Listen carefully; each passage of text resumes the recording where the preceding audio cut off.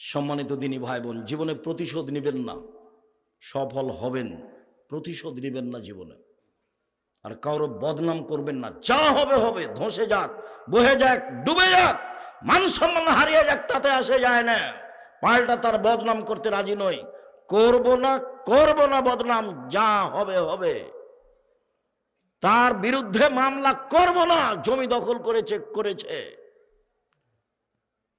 মামলা কারো বিরুদ্ধে করে মানুষকে জেল হাজত দিয়ে 1 মিনিটের জন্য আমি বাঁচতে রাজি নই। সম্মানিত দিনী ভাই বোন, শুনুন, কিভাবে ছেলে মেয়েকে জাহান্নাম থেকে বাঁচাবেন, শিক্ষিত কিভাবে করবেন।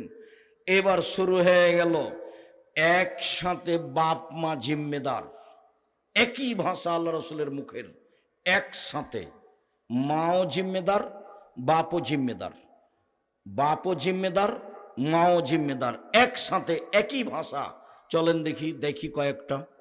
আবু হুরায়রা রাদিয়াল্লাহু তাআলা আনহু বলেন, রাসূল সাল্লাল্লাহু আলাইহি ওয়াসাল্লাম বলেছেন, কুল্লু মাউলুদিন ইউলাদু আলাল ফিতরা, প্রত্যেকটা ছেলে মেয়ে নিয়ে ইসলামী ধারণ ক্ষমতা নিয়ে জন্মগ্রহণ করে।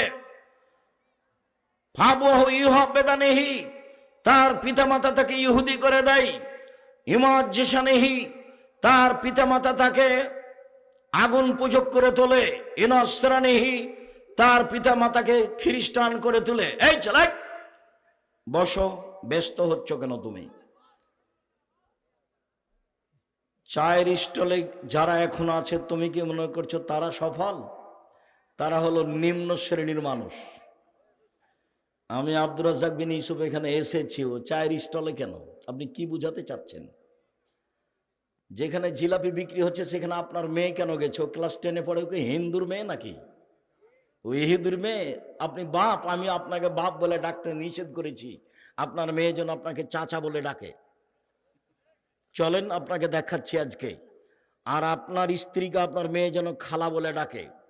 আপনি বাপ হিসেবে উপযুক্ত বাপ নন, এই জন্য আপনাকে চাচা বলে ডাকা উচিত। আমি নিশ্চিত জানি আপনি বাপ, আমি জানি আপনি বাপ, তারপরে আমার আফসোস বলছে, আমার দুঃখ বলছে আপনার ছেলে আপনাকে চাচা বলে ডাকুক। জবাব আমি দিব কেন? ওই যে ওখানে মেয়ে আপনার দোকানে বসে আড্ডা পিটছে, জিনিস কিনছে, ওর বাপ নেই, ওর ভাই নেই, ওর স্বামী নেই, ওর দেবর নেই, ওর ভাসুর নেই, ওর বোনের ছেলে নেই, ওর ভাইয়ের ছেলে নেই। ও কোন শরমে ওখানে এই যে জিনিস কিনে? কোন শরমে কিনে? কোন হায়াই কিনে? কোন লজ্জায় কিনে? ওর বাপ কাপুরুষ, সেই জন্য যায় ওখানে। ওর স্বামী কাপুরুষ, সেই জন্য যায়। কাপুরুষ স্বামী জাতির অন্যায় করে তাহাজ্জুদ পড়ে জান্নাত কিনতে চান। জান্নাত অত সহজ?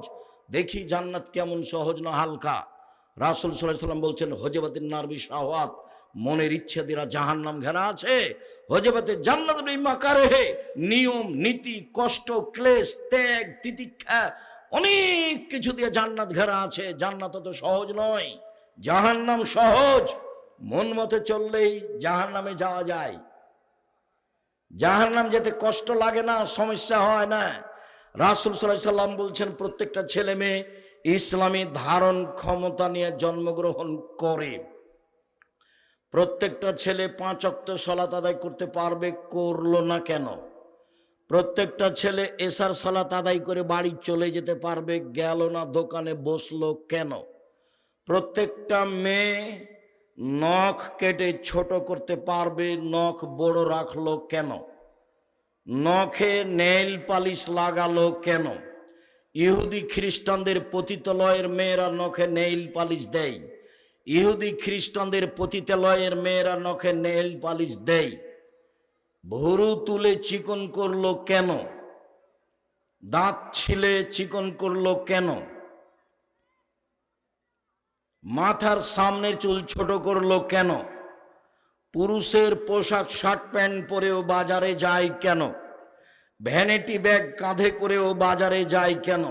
ওর স্বামী নেই, ওর বাপ নেই, ওর মানেও গেল কেন? রাসূল সাল্লাল্লাহু আলাইহি ওয়াসাল্লাম বলছেন, ওর বাপ মা ওকে যেতে বলেছে, সেই জন্য গেছে, আমি বলিনি। আল্লাহ রাসূল বলছেন ওর বাপ মা। ওর বাপ মা ওকে ইহুদি করেছে, ওর বাপ মা ওকে খ্রিস্টান করেছে, ওর বাপ মা তাকে আগুন পূজক করেছে, ওর বাপ মা যেভাবে গড়ে তুলেছে ছেলে মেয়ে সেভাবে গড়ে উঠেছে। চাঁপাই নবাবগঞ্জের ভাষায় সঙ্গ দোষে লোহা ভাসে।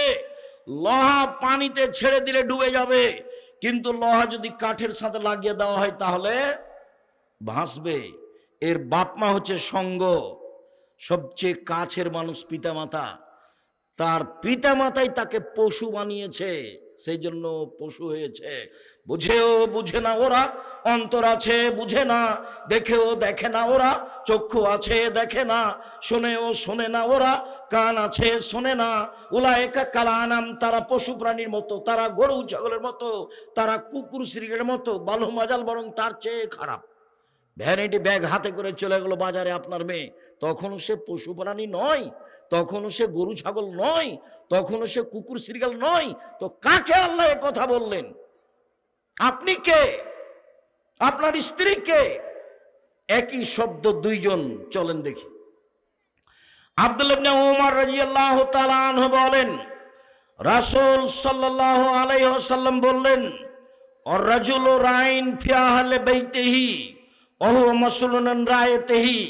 যে বাড়ির মালিক, ছেলে মেয়ের বাপ, স্ত্রীর স্বামী, তাকে তার ছেলে মেয়ে সম্পর্কে বিচারের মাঠে জবাব দিতে হবে।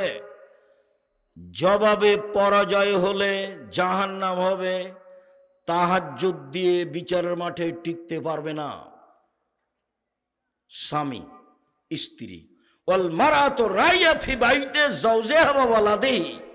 স্ত্রী স্বামীর বাড়িতে ছেলে মেয়ের জন্য দায়িত্বশীলা। বিচারের মাঠে তাকে তার দায়িত্ব সম্পর্কে জিজ্ঞাসা করা হবে। এই মা যদি বিচারের মাঠে জবাব দিতে না পারে, তাহলে এই মা তাহাজ্জুদ দিয়ে বিচারের মাঠে টিকতে পারবে না, ফলাফল খারাপ হবে। হাদিস বুখারী মুসলিম। আগেরটা ছিল বুখারী মুসলিম, এটাও বুখারী মুসলিম। চলেন 3।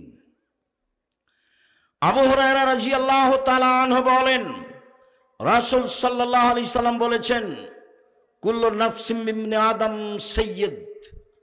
আদম সন্তান সবাই কর্তা, তাকে জবাবদিহি হতে হবে। আর রাজুলু রাইন, রাজুলু সাইয়্যিদুন ফি বাইতি আহলিহি। স্বামী পিতা এই বাড়িতে কর্তা, তার কর্তৃত্ব সম্পর্কে জবাবদিহি হতে হবে। ওয়াল মারাতু রাইয়া ফি বাইতি যাওজিহা ওয়াল মারাতু সাইয়্যিদা ফি বাইতি যাওজিহা ওয়া ওয়ালাদিহি। স্ত্রী ছেলে মেয়ের মা, কর্ত্রী। বিচারের মাঠে তাকে তার কর্তৃত্ব সম্পর্কে জিজ্ঞাসা করা হবে। শুনুন, নিজের কাজ করে যে তাকে বলে কর্মী, অপরের কাজ দেখে যে তাকে বলে কর্তা। নিজের কাজ করে যে তাকে বলে কর্মী, অপরের কাজ দেখে যে তাকে বলে কর্তা।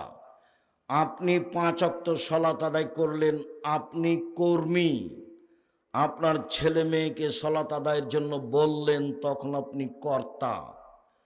আপনার স্ত্রী নিজে সালাত আদায় করলো, তখনও মহিলা কর্ত্রী।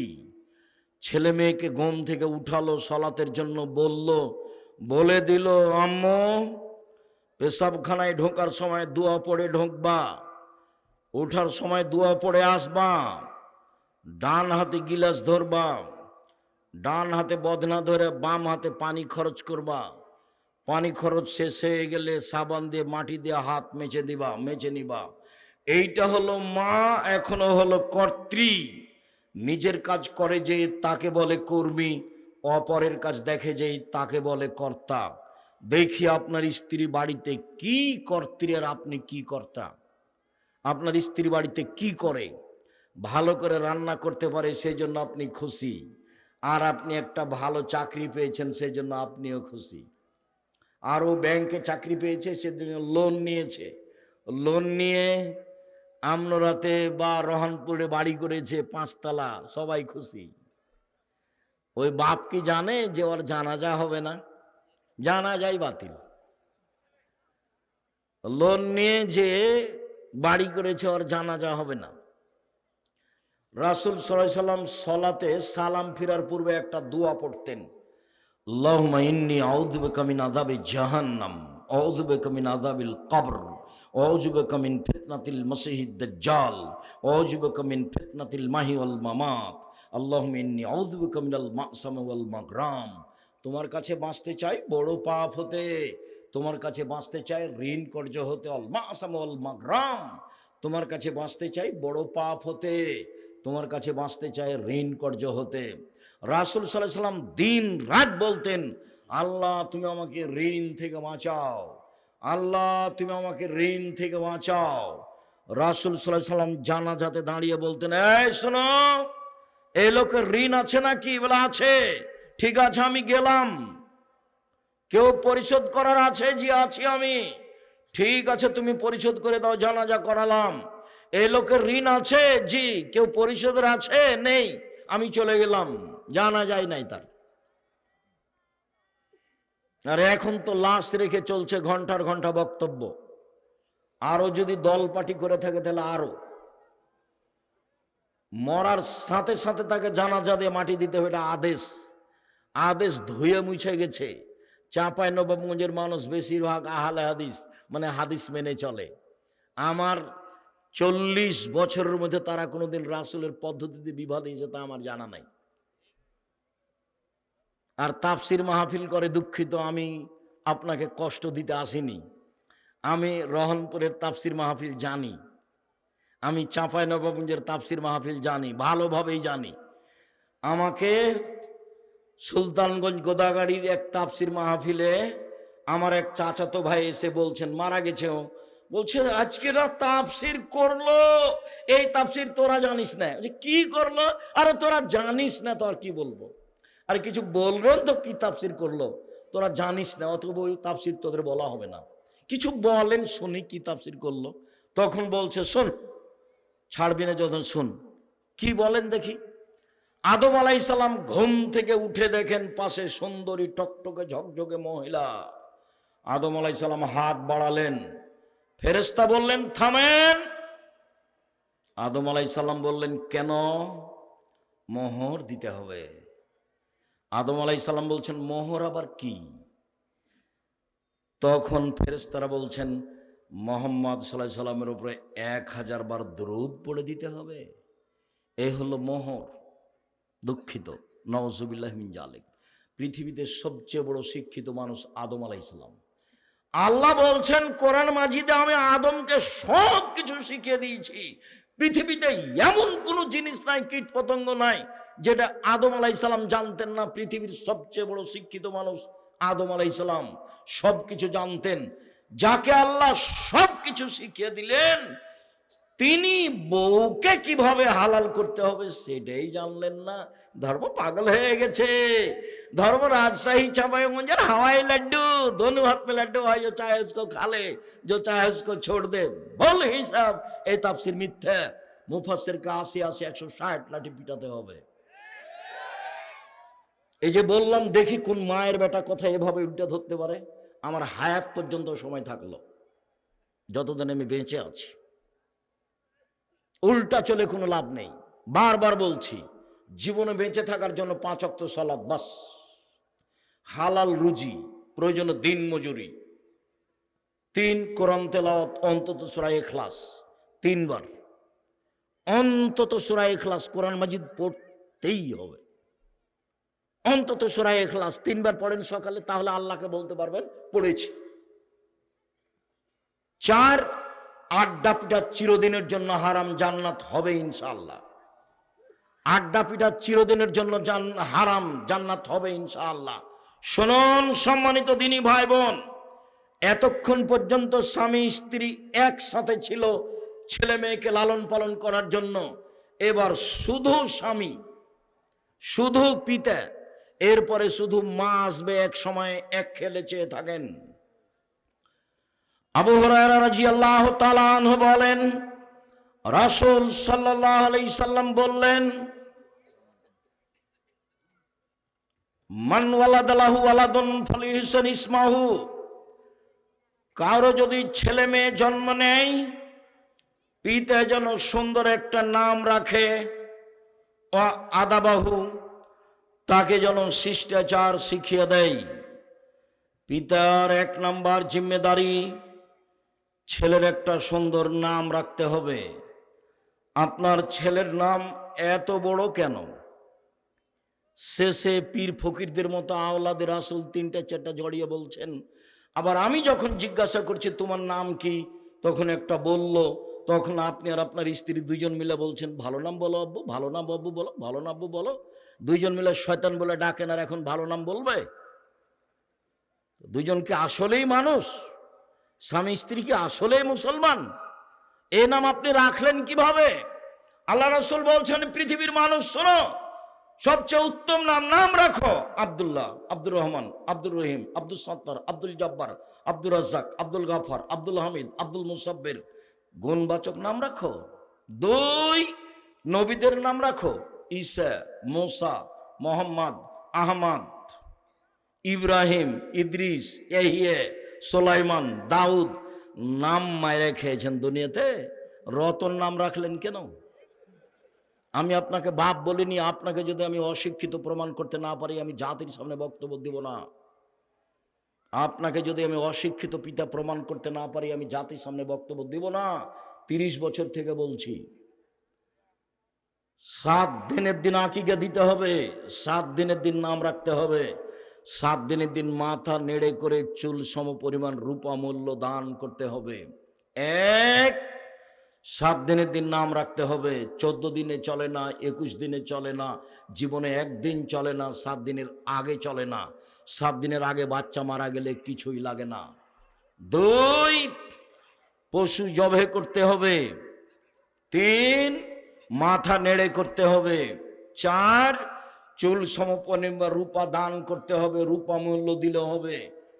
নাম রাখতেই হবে, আকিকা দিতেই হবে। এটা বাপের জিম্মেদারি, এটা কুরবানি নয়। দিলেও চলে, না দিলেও চলে, কুরবানি নেকির কাজ, আকিকা বাপের জিম্মেদারি। কুরবানি নেকির কাজ। কুরবানি মানে চোখ ঠিকঠাক আছে কিনা দেখো, পা ঠিকঠাক সুন্দর আছে কিনা দেখো, দাঁত উঠেছে কিনা দেখো, কান সুন্দর আছে কিনা দেখো, লেজ ঠিকঠাক আছে কিনা দেখো, মোটা তাজা কিনা দেখো, গ্রামে ফকির মিসকিন আছে কিনা দেখো। কুরবানি মানে নেকি। কুরবানি মানে এই এতগুলোর নাম কুরবানি। আকিকা মরা হোক, আধা মরা হোক, কানা হোক, ল্যাংড়া হোক, 2 দিনের হোক, মানে মরছে এখন মরবে, তাকে দিলেও চলবে, খালি জান আছে। এটা হলো বাপের জিম্মেদারি। 7ম দিনের দিন দিতেই হবে, কর্জ করে দিতে হবে, প্রয়োজনে ভিক্ষা করে দিতে হবে। এটা হলো উপার্জনের সবচেয়ে নিম্ন পর্যায়ের স্তর। সবচেয়ে সুন্দর স্তর ব্যবসা, তারপরেরটা জমি চাষ, তারপরেরটা চাকরি, তারপরেরটা দিনমজুরি, আর শেষে আছে ভিক্ষা। আসছে এক পর্যায়ে ছেলে মেয়েকে ভিক্ষা করে পড়াতে হবে। আসছে, দেখেন, আপনাকে আমি প্রমাণ দেখিয়ে ছাড়ব। শুনুন সম্মানিত দিনী ভাই বোন, ছেলে মেয়েকে শিষ্টাচার শিখাতে হবে। শিষ্টাচার কি জিনিস? শুধু নাম শুনেছি শিষ্টাচার, কোনোদিন বুঝিনি কাকে শিষ্টাচার বলে। লন্ডনের একটা বড় জায়গা আছে বার্মিংহাম। ফজরের সালাত আদায় করে নাস্তা করতে বাড়িতে ঢুকলাম। আগে আগে বাড়ির মালিক যাচ্ছে, পিছে পিছে আমি যাচ্ছি। বাড়ির ভিতর থেকে একটা ছেলে বের হয়ে আসলো, 18-20 বছর বয়সের ছেলেটা এসে বলল গুড মর্নিং। পিতাও বলল গুড মর্নিং। আমি পিছে আছি, এখন আমি কি করতে পারি? আমি অবাক হয়ে গেলাম। খেতে বসে বলছি, ভাইজান, লন্ডন টাকা উপার্জন, টাকা ইনকাম করতে এসেছি, আদর্শ বিক্রি করতে আসিনি। এটা হতে পারে না। ওর জন্য গুড মর্নিং, আর আমার আপনার জন্য আসসালামু আলাইকুম। 1 কোটি গুড মর্নিং এক পাল্লায় দেন, আর একটা আসসালামু আলাইকুম এক পাল্লায় দেন, দেখি কোনটা ভারী হয়। আপনি আমাকে এক গ্লাস পানি দিলেন, আমি বললাম থ্যাংক ইউ, এটা একটা আদর্শ। ভাইজানকে এক গ্লাস পানি দিলেন, উনি বললেন জাযাকাল্লাহ খায়ের, এটা একটা শিষ্টাচার, এটা একটা আদর্শ। বলেন কোনটা ভালো? 1 কোটি থ্যাংক ইউ এক পাল্লায় দেন, আর একটা জাযাকাল্লাহ খায়ের আপনি এক পাল্লায় দিয়ে ওজন করেন দেখি কোনটা ভারী হয়। জাযাকাল্লাহ খায়ের আল্লাহর পক্ষ থেকে জিবরাইলের মাধ্যমে মুহাম্মদ সাল্লাল্লাহু আলাইহি ওয়াসাল্লামের মাধ্যমে আমাদের কাছে এসেছে, আর থ্যাংক ইউ মানুষে বানিয়েছে। দুটো সমতা হতে পারে? কোনোদিন হবে না। ছেলে মেয়েকে আদর্শ শিখিয়ে দিল, শিষ্টাচার। বাপ মা জানে না কাকে শিষ্টাচার বলে। আব্বু বাড়িতে সালাম দিয়ে ঢোকো, তার নাম শিষ্টাচার। সালাম দিয়ে বাড়ি থেকে বের হও, তার নাম শিষ্টাচার। আব্বু ডান পায়ের জুতা আগে পরো, তার নাম শিষ্টাচার। বাম পায়ের জুতা আগে খোলো, তার নাম শিষ্টাচার। জামার ডান হাতটা আগে গায়ে লাগাও, তার নাম শিষ্টাচার। খোলার সময় বামটা আগে খুলো, তার নাম শিষ্টাচার। মসজিদে ঢোকার সময় ডান পা আগে দাও, তার নাম শিষ্টাচার। বাম পা পরে দাও, তার নাম শিষ্টাচার। ডান কাতে ঘুমাও, তার নাম শিষ্টাচার। রাস্তায় মানুষ পড়লে তাকে সালাম দাও, তার নাম শিষ্টাচার। পেশাব পায়খানায় ঢুকলে দোয়া পড়ে ঢোকো, তার নাম শিষ্টাচার। বের হয়ে আসলে দোয়া পড়ে বের হয়ে আসো, তার নাম শিষ্টাচার। দরজা বন্ধ করলে বিসমিল্লাহ বলো, তার নাম শিষ্টাচার। তার সময় বিসমিল্লাহ বলো, তার নাম শিষ্টাচার। পাতিলের এক পাশ থেকে ভাত তরকারি উঠাও, তার নাম শিষ্টাচার। বাচ্চারা এক পাশ থেকে খাবে, তার নাম শিষ্টাচার। ডান হাতে খাবে, তার নাম শিষ্টাচার। বাম হাতে পেশাব পায়খানা করার পরে পানি খরচ করবে, তার নাম শিষ্টাচার। শিষ্টাচার কাকে বলে? ইসলামে এক গিলাস পানি পান করলে 5টা শিষ্টাচার লাগে। অবাক ধর্ম। এর আগে ছিল যেটা, সেটার নাম জাহেলিয়াত, আর এখন যেটা এসে সেটা ইসলাম। 1 মিনিট, এই ছেলে, এই কোনো কাজ আমাকে দেখায়ও না। জাহেলিয়াত দেখাচ্ছি তোমাকে, আর ইসলাম দুইটা মুখামুখি। জাহেলিয়াত আল্লাহ বলছে ওয়াকারনা ফি বুয়ুতিকুন্না ওয়ালা তাবাররুজনা তাবাররুজাল জাহেলিয়াতিল উলা। হে মুসলিম মহিলা, তোমরা বাড়িতে থাকো। বন্যতার যুগে, বর্বরতার যুগে, অসভ্যতার যুগে, জাহেলিয়াতের যুগে মেয়েরা যেভাবে প্রদর্শন দিয়ে চলতো, ভ্যানিটি ব্যাগ ঘাড়ে করে, সেভাবে তোমরা চলো না। আল্লাহ বলছেন এটা জাহেলিয়াত। এখন ইসলাম চলে এসেছে, এটা চলবে না। মুহাম্মদ সাল্লাল্লাহু আলাইহি সাল্লাম বিদায় হজের লম্বা ভাষণে বললেন এক পর্যায়ে, পৃথিবীর মানুষ শুনে রেখো, কুল্লু আমরিন মিন জাহেলিয়াত তাহতা কাদামাইয়া।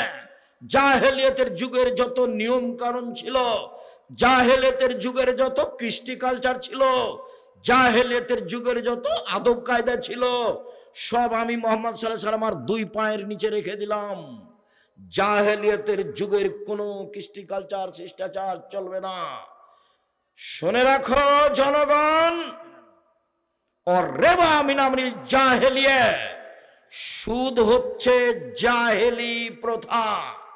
আমি সুদ, জাহেলি প্রথাকে পায়ের নিচে রেখে দিলাম।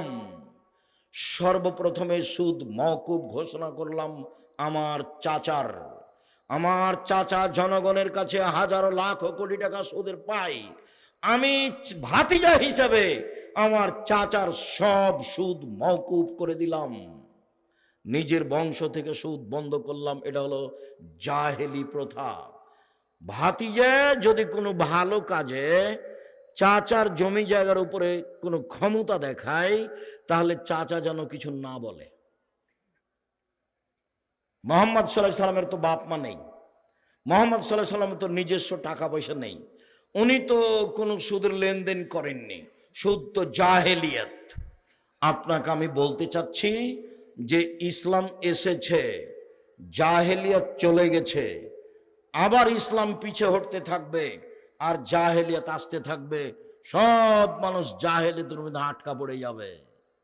থ্যাংক ইউ জাহেলিয়াত, গুড মর্নিং জাহেলিয়াত, tata bye bye, tata bye by.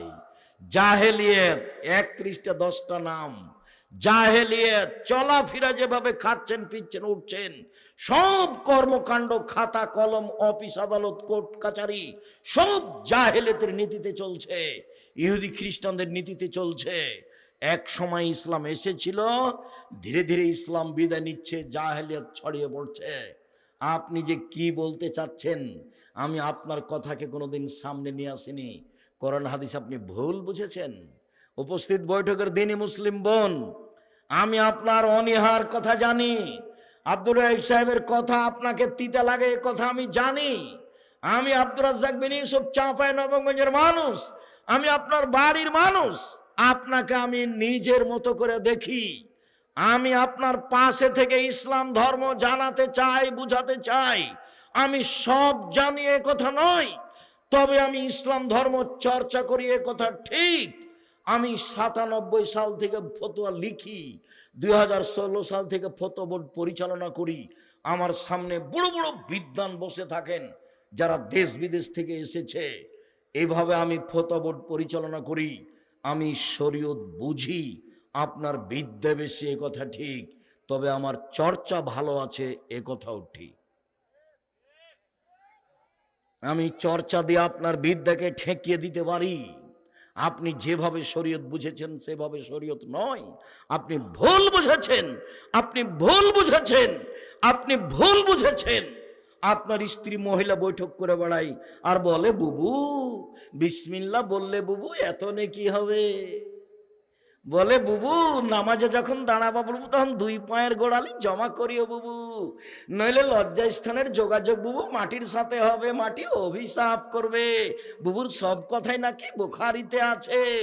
বুবু যখন সিজদায় যাবা বুবু, হাতি যেমন মাটিতে পড়ে যায় সেভাবে পড়ে গিয়ে একবার বুককে উরুর সাথে লাগিয়ে আঁটো সাঁটো হয়ে সিজদা করিও বুবু। বুবুর সব কথাই নাকি বুখারীতে আছে। বুবুর কথা আমার তদন্তে 70% মিথ্যা আছে। বুবুর কথা ফাজাইলে আমলের মতো। বুবুর কথা কেমন? ফাজাইলে আমলের মতো। ফাজাইলে আমল। আদম আলাইহিস সালাম 60,000 বার হজ করতে গেছেন ভারত থেকে। ভাইজান 60,000 বার, তাহলে 60,000 বছর বয়সে দেওয়া হবে না ভাইজান? একটা মানুষ যদি 60,000 বার হজ করতে যায় তাহলে বয়স 60,000 বছর হতে হবে না? হজ তো বছরে একবার। তখন আমি এই মুফাসসিরের বক্তব্যকে আর ওই মহিলা বৈঠকের বুবুর ওই তাফসির মাহফিলকে, ওই বৈঠককে আমি বলেছি এগুলো হচ্ছে পুথির গানের মতো।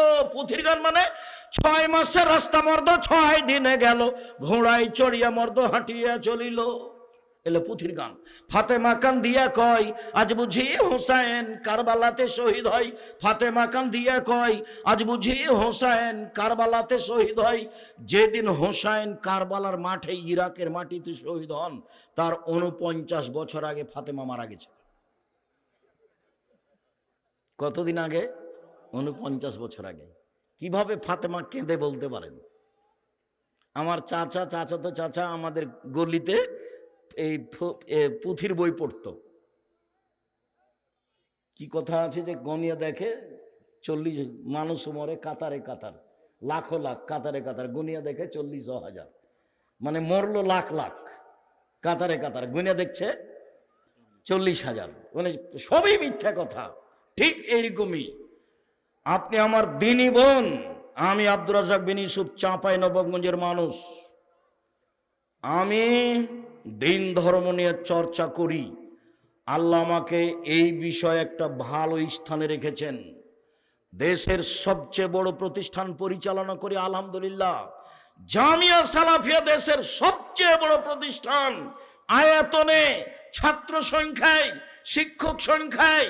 শিক্ষক মানে শিরক মুক্ত প্রতিষ্ঠান জামিয়া সালাফিয়া, বিদআত মুক্ত প্রতিষ্ঠান জামিয়া সালাফিয়া, দল মুক্ত প্রতিষ্ঠান জামিয়া সালাফিয়া, সংগঠন মুক্ত প্রতিষ্ঠান জামিয়া সালাফিয়া, হিংসা মুক্ত প্রতিষ্ঠান জামিয়া সালাফিয়া। 100 জন শিক্ষক এক জায়গাতে বসলে একজন আরেকজনের বিরুদ্ধে মুখ খুলতে পারবে না। মুখ খোলাই নিষেধ। কেউ কাউকে বলতে পারবে না আমার সাথে আসেন। দল সংগঠনের কথা মুখ দিয়ে বের করা নিষেধ। ছাত্র শিক্ষক সবাই একই। একমাত্র জেহেনটা খালি করে মস্তিষ্ক খালি করে আল্লাহকে সন্তুষ্ট করার জন্য মাঠে থাকতে হবে, ইবাদতে থাকতে হবে। আব্দুর রাজ্জাক সাহেবকে শ্রদ্ধা করি, কোরআন হাদিসের কথা বলে, সেই জন্য। একদিন দেখছি বাম হাতে পানি খাচ্ছে, তখনও কি শ্রদ্ধা করব? জি না, এটা অসম্ভব হতে পারে না। আর আব্দুর রাজ্জাক সাহেবকে সম্মান করি, অনুসরণ করি না।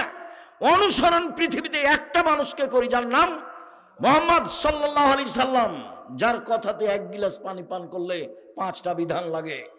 1 ডান হাত, 2 বিসমিল্লাহ, 3 বসে, 4 3 শ্বাসে, 5 পান শেষে আলহামদুলিল্লাহ। এক গ্লাস পানি পান করলে 5টা শিষ্টাচার লাগে। আবু মুসা আশআরী রাদিয়াল্লাহু তাআলা আনহু বলেন, রাসূল সাল্লাল্লাহু আলাইহি সাল্লাম বললেন, মান কানাত লাহু ওয়ালিদা, কারো যদি একটা কাজের মেয়ে থাকে, নিজের মেয়ে থাকে, ফাআল্লামাহা, তাকে বিদ্যা শিখিয়ে দিল, ফাসানা তালিমাহা, সুন্দর বিদ্যা শিখিয়ে দিল, ওয়াদ্দাবাহা, শিষ্টাচার শিখিয়ে দিল, ফাসানা তাদিবাহা, সুন্দর শিষ্টাচার শিখিয়ে দিল, এই পিতা ডবল নেকি পাবে। শুনুন, আবু হুরায়রা রাদিয়াল্লাহু তাআলা আনহু বলেন, রাসূল সাল্লাল্লাহু আলাইহি সাল্লাম বলেছেন, যার 2টা মেয়ে আছে, 3টা মেয়ে আছে, ফাআল্লামাহুন্না, মেয়েদেরকে বিদ্যা শিখিয়ে দিল, ওয়া আদ্দাবাহুন্না, মেয়েদেরকে শিষ্টাচার শিখিয়ে দিল, ওয়া যাওয়াজাহুন্না, মেয়েদের বিবাহ দিয়ে দিল, ওয়া আহসানা ইলাইহিন্না, তাদের সাথে ভালো আচরণ করলো, সেই পিতার আমি মুহাম্মদ সাল্লাল্লাহু আলাইহি সাল্লাম জান্নাতে একসাথে থাকবো। এভাবে ছেলে মেয়েকে বিদ্যা শিখালো, শিষ্টাচার শিখালো। শিষ্টাচার কি সেটাই তো বুঝতে পারলাম না।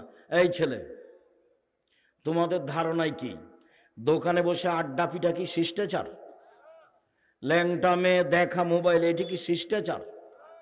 যে আর একজনের বদনাম করছো, দলীয় দাপটে দড়িয়ে বেড়াচ্ছ, সেটাই কি শিষ্টাচার? আর একজনকে বক্তব্য ধুয়ে ছেড়ে দিচ্ছ, সেটাই কি শিষ্টাচার? কে কোন পাপ করেছে 40 বছর আগে, এখন সেগুলো মানুষের সামনে বলছো, সেটাই কি শিষ্টাচার? দুঃখিত।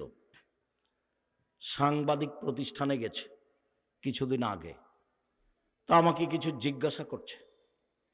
তো সাধারণত আমার সাথে দেখা হয় না এরকম কোনো লোকের। তো আমি সেদিন অফিসেই ছিলাম কোনো কাজে, এই সময়তে চলে এসেছে, দিয়ে আমার সামনে মুখামুখি হয়ে গেছে। তো আমাকে পুরাতন কথা জিজ্ঞাসা করছে। তখন আমি বলছি, সাংবাদিকতা করা ছাড়া আর কোনো কাজ পান না, ভিক্ষা করে খান।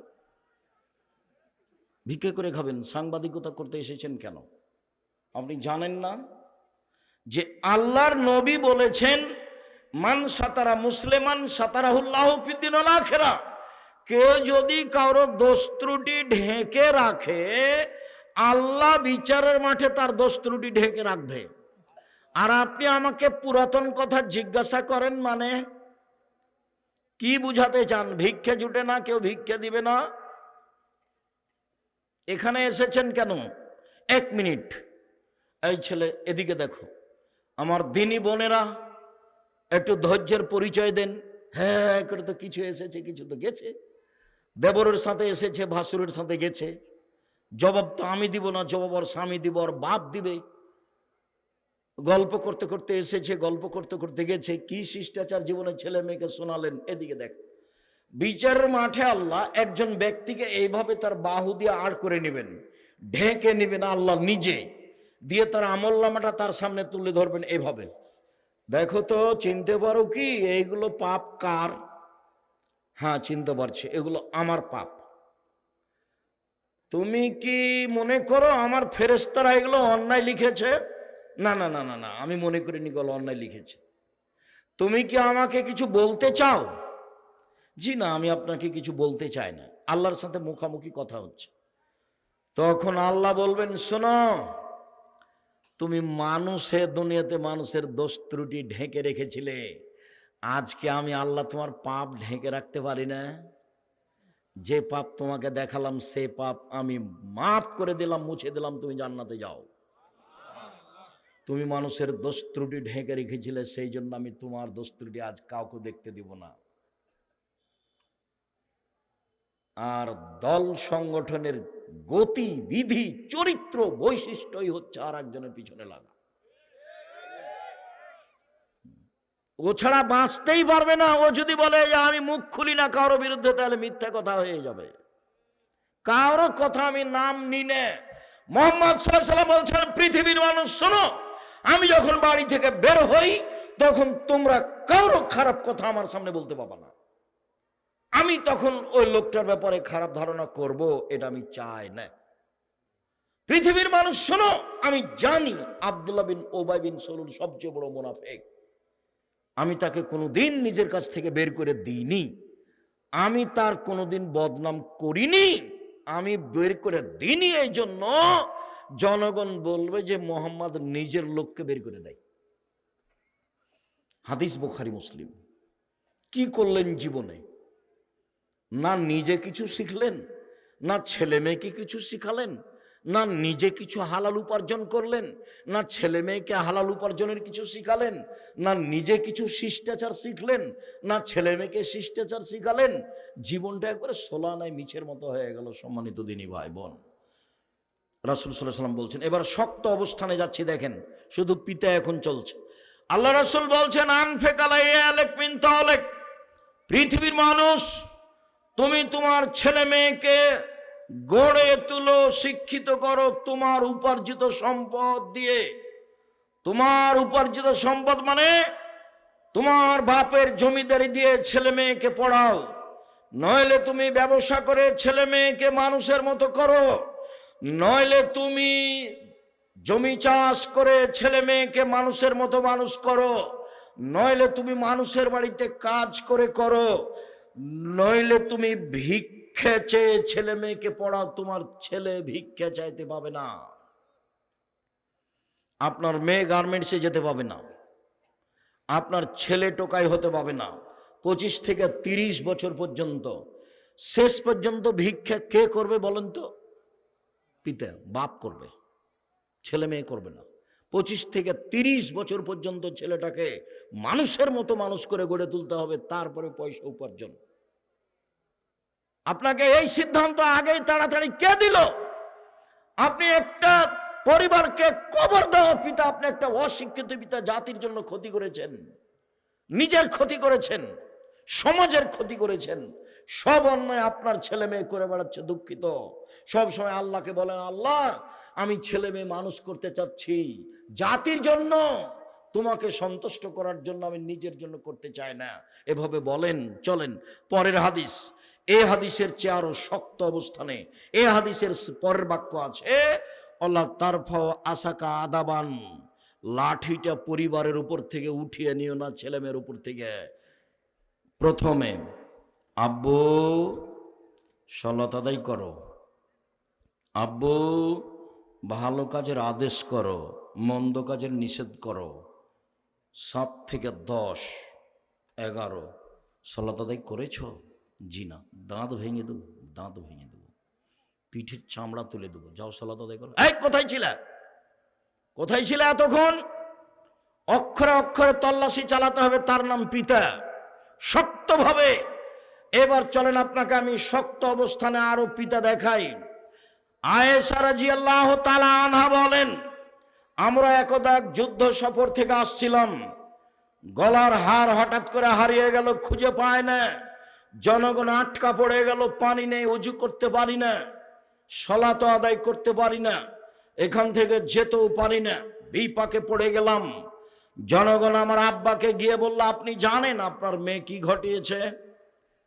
আবু বকর সিদ্দিক রাদিয়াল্লাহু তাআলা বললেন, কি করেছে? আপনার মেয়ে গলার হারে হাজিয়ে খুঁজে পাওয়া যায় না, আমরা এখান থেকে যেতে পারি না, পানিও নেই, ওযুও করতে পারি না, সালাত আদায় করতে পারি না। তখন আবু বকর সিদ্দিক আয়েশার নিকটে আসলেন। আয়েশা রাদিয়াল্লাহু তাআলা আনহা বলছেন যে আবু বকর সিদ্দিক এসে ফালাকা জানি লাকজাতান শাদীদা, আমার কোমরের উপরে খুব জোরে মারলেন, এত জোরে মারলেন, ওই সময়ে আমার স্বামী আমার উরু, আমার রানের উপরে মাথা দিয়ে ঘুমিয়েছিলেন। তিনি যদি আমার উরু রানের উপরে মাথা দিয়ে না ঘুমাতেন, তাহলে আমি মায়ের কারণে দূরে সরে যেতাম। 1 মিনিট। আমাদের দেশের গতি শোনাই। আমাদের দেশের শ্বশুর যদি মেয়ের ঘরে গিয়ে দেখে যে জামাই মেয়ের উরু রানের উপরে মাথা দিয়ে ঘুমিয়ে আছে, তাহলে ওদিকে আগাবে না এভাবে ঘুরবে? বুঝতে পারলেন না মনে হয়। আমাদের দেশের শ্বশুরেরা কিভাবে ঘুরবে? পাল্টা এভাবে ঘুরবে না? কিন্তু আরবি পরিবেশ এটা নয়। আয়েশা বলছেন আমাকে মেরে দিলেন, এসে সবচেয়ে বড় মানুষে মারলেন পৃথিবীর ইতিহাসে, পৃথিবীর শুরু থেকে শেষ পর্যন্ত নবী রাসূল ব্যতীত আবু বকর সিদ্দিক রাদিয়াল্লাহু তাআলার চেয়ে দামি মানুষ জন্ম নেয়নি, নিবেও না। সবচেয়ে বড় মানুষে মারলেন, সবচেয়ে বড় মহিলাকে মারলেন। পৃথিবীর ইতিহাসে মা হাওয়া থেকে শেষ পর্যন্ত আয়েশার মতো কোনো দামি মহিলা জন্ম নেয়নি, নিবেও না। আয়েশা রাদিয়াল্লাহু তাআলা আনহাকে মারলেন, সবচেয়ে বড় মহিলা, সবচেয়ে বড় মানুষের সামনে মারলেন। নবী রাসূল জনগণ নির্বিশেষে সবার চেয়ে দামি মানুষ হলেন মুহাম্মদ সাল্লাল্লাহু আলাইহি সাল্লাম, সামনে মেরে দিলেন। এবার বলি, সবচেয়ে বড় মানুষে মারলেন, সবচেয়ে বড় মহিলাকে মারলেন, সবচেয়ে বড় মানুষের সামনে মারলেন, বিবাহদারী বেটিকে মারলেন, পূর্ণ যুবতী মেয়েকে মারলেন, দিন দুপুরে মারলেন, খোলা মাঠে মারলেন, জামাইয়ের সামনে মারলেন, 1400 মানুষের সামনে মারলেন, হাত দিয়ে মারলেন। আমাদের দেশে আজও যদি যুবতী মেয়েকে বাপ হাত দিয়ে মারতে যায় আর মাছে ছেড়ে খেপে যাবে, হ্যাঁ হুঁশ নাই বুদ্ধি নাই, মোটা হুঁশের মতন বড় বেটি ছেলেকে এভাবে মারতে যায়, হাত দিয়ে মারতে যায়, কি দেখেন, মানে এ এক আর এক হোঁচলামি। মেয়ে কোনোদিন বাপের কাছে বড় হয় না। সবচেয়ে বড় মানুষে মারলেন, সবচেয়ে বড় মহিলাকে মারলেন, সবচেয়ে বড় মানুষের সামনে মারলেন, জামাইয়ের সামনে মারলেন, বিবাহিতা মেয়েকে মারলেন, পূর্ণ যুবতী মেয়েকে মারলেন, হাত দিয়ে মারলেন, খোলা মাঠে মারলেন, 1400 মানুষের সামনে মারলেন। এত বড় বাপে এত বড় বেটিকে এত বড় মানুষের সামনে এইভাবে মেরে দিলেন। ভুল কোথায় হারটা হারিয়েছে সেই জন্য মেরে দিলেন। আপনার মেয়ে জোহর থেকে দোকানে বসে খালি হ্যাঁ করে হেঁটে বেড়াচ্ছে, তাকে একটু আপনি ধমকও দিতে পারেন না। আপনি আবার বাপ, ছি ঠু, আপনার মতো বাপ মরে যাওয়া ভালো বেঁচে থাকার চেয়ে। যদি মরে যান এতিম হিসেবে ছেলে মেয়ে জামিয়া সালাফে লালন পালন করবে, কোনো সমস্যা নেই। 519 জন এতিম আছে, কালকে যদি আবার 500 জন যায় কোনো সমস্যা নেই ইনশাআল্লাহ। 519 জন এতিম অসহায় আছে, 519 জন। আপনার মতো বাপ আমি বেঁচে থাকা চাইনি। এ দেখেন বাপ কেমন, লাঠি দিয়ে কন্ট্রোল করতে হবে প্রয়োজনে। আল্লাহ রাসূল বলছেন লাঠি দিয়ে ঝুলিয়ে রাখো। আলোচনার শেষে চলে আসলাম এবার মা, এককভাবে মা। জাবের রাদিয়াল্লাহু তাআলা আনহু বলেন, রাসূল সাল্লাল্লাহু আলাইহি সাল্লামের সাথে আমরা যুদ্ধ করে আসছিলাম মদিনায়। মদিনায় ঢোকার আগে তিনি বলেন, এই শোনো সৈন্য সামন্ত সব এখানে থামো, সকালে বাড়িতে প্রবেশ করব। আমি জাবের বললাম, আল্লাহর রাসূল আমি নতুন বিবাহ করেছি, আমাকে বাড়ি যেতে অনুমতি দেন। তখন আল্লাহ রাসূল বলেন, জাবের তুমি নতুন বিবাহ করেছো? জি আমি নতুন বিবাহ করেছি। কুমারী মেয়ে বিবাহ করেছো না তালাক প্রাপ্তা মেয়ে বিবাহ করেছো?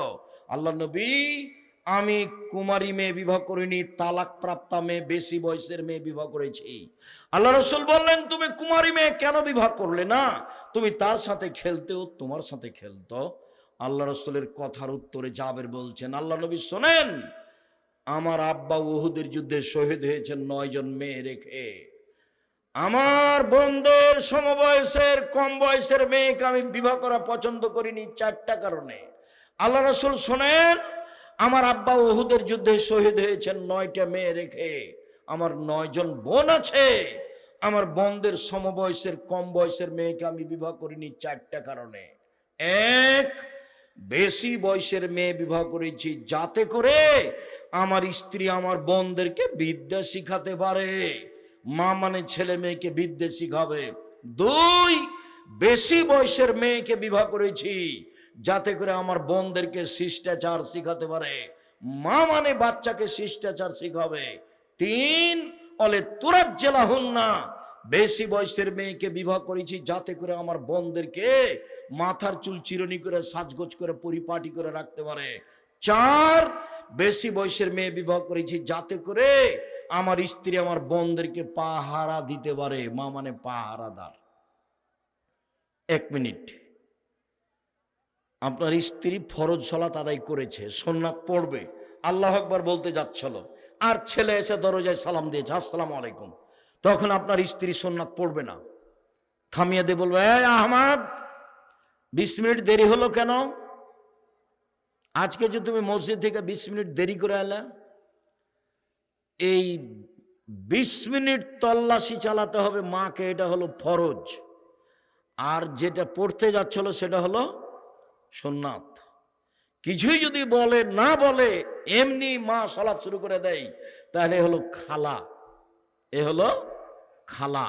আর যদি সুন্নাত বাদ দিয়ে জিজ্ঞাসা করে তাহলে হলো মা, আমি যদি বুঝাতে না পারি আমি অক্ষম। রাসূল সাল্লাল্লাহু আলাইহি ওয়াসাল্লাম ঠিকই বলেছেন, আমরা জাতিকে বুঝাতে পারলাম না বাপ মা কাকে বলে, সেই জন্যই ছেলে মেয়ে বড় হয়ে দাগাবাজি করে বেড়াচ্ছে, জুয়াচুরি করে বেড়াচ্ছে। আপনি যান ওই যে ওখানে, আপনি যান ওই যে যেখানে টাকা আদায় করছে ব্রিজে, দেখেন কি অবস্থা, এই নির্বাচনের দেখেন কি অবস্থা, ওটা আপনারই ছেলে, ওকে দেখে মনে হচ্ছে আসতো শুকুর কুকুরে, একবারে মানুষের মতো নয় তার চরিত্র। আর ওর রাস্তাতে যদি কেউ কিছু বলে, এই কেরে, একবারে কিছু বলা যাবে না। রাস্তা ঘেরেছে কেন? রাস্তা বন্ধ করলো কেন? রাস্তার উপরে আল্লাহ রসুল যত শক্ত, শরীয়তের কোন কাজের উপর আল্লাহ রসুল তত শক্ত নয়। আল্লাহ রসুল বলছেন, এই শোনো, যেখানে রাস্তা নিয়ে গন্ডগোল হবে সেখানে যা ছিল তার ডবল, বাড়ি ভাঙা লাগলে ভেঙে দাও, জমি দখল করা লাগলে দখল করো, রাস্তা নিয়ে গন্ডগোল হয়েছে মানে যা ছিল তার ডবল। আমি বলিনি এই কথা, মুহাম্মদ সাল্লাল্লাহু আলাইহি ওয়াসাল্লাম বলেছেন রাস্তা থেকে জিনিস সরিয়ে দাও, ইমানের ছোট অংশ, জান্নাত হবে। এই যে লোকটা জান্নাতে চলে গেছে, লোকটা জান্নাতে চলে গেছে কেন? রাস্তা একটা গাছ পড়েছিল, কেটে সরিয়ে দিয়েছে এই জন্য। হাদিস বুখারী মুসলিম। আপনার ছেলে রাস্তা ঘেরলো কেন? কি দেখাতে চাই? দুঃখিত, আমি বলতে চাচ্ছি আপনি আমার দিনী ভাই, আপনার স্ত্রী আমার দিনী বোন, আপনারা দুইজন আমার ভাই বোন, আপনাকে আমি অন্তর থেকে ভালোবাসি।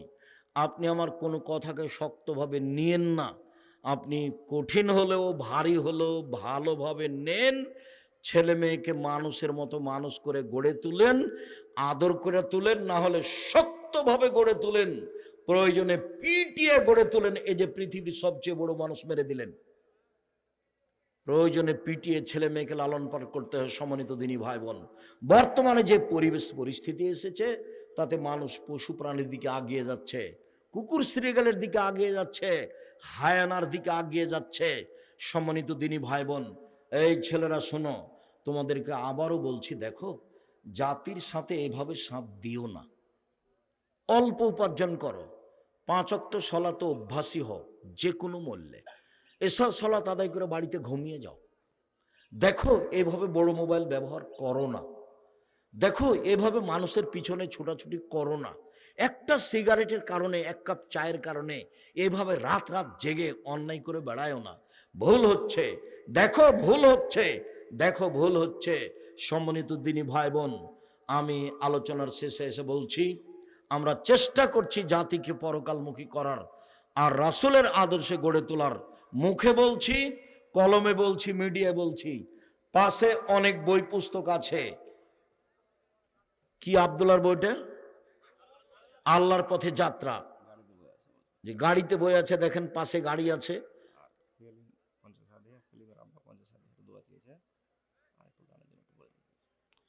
যাওয়ার সময় সবাই সহযোগিতা করবেন, কম হলে ওটা আগে বলতে হতো। সেলিম 50,000 টাকা দিয়েছে, ওর মাও মনে হয় দিয়েছে।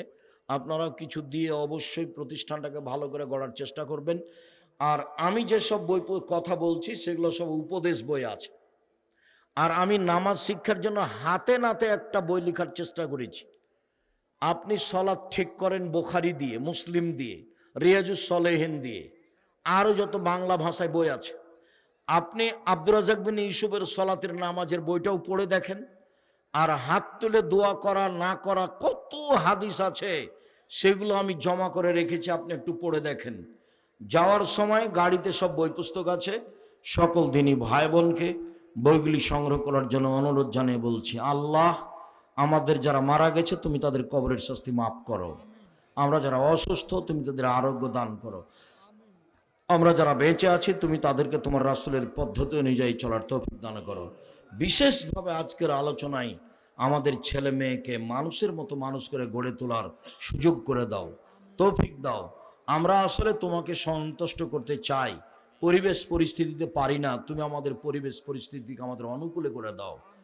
সম্মানিত দিনী ভাই বোন, আপনি নিজে না পারলে ছেলে মেয়ে জামিয়া সালাফিয়া দেন, যদি এবছর ভর্তি শেষ, আমি চেষ্টা করব আপনার ছেলে মেয়েকে মানুষের মতো মানুষ করে গড়ে তোলার।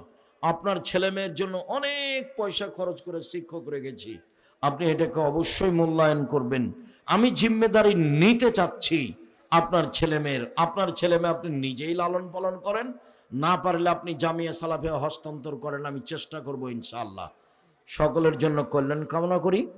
সকলে বই পুস্তকগুলো সংগ্রহ করবেন, 5 ওয়াক্ত সালাত আদার চেষ্টা করবেন। আল্লাহ তুমি আমাদের কবুল করো। তোমার দরবারে এই জোরালো দাবি দাওয়া দোয়া রেখে আজকের আলোচনা এখানে শেষ করলাম। সুবহানাকা আল্লাহুম্মা ওয়া বিহামদিকা আশহাদু আল্লা ইলাহা ইল্লা আনতা আস্তাগফিরুকা ওয়া আতুবু ইলাইক। আসসালামু আলাইকুম ওয়া রাহমাতুল্লাহ।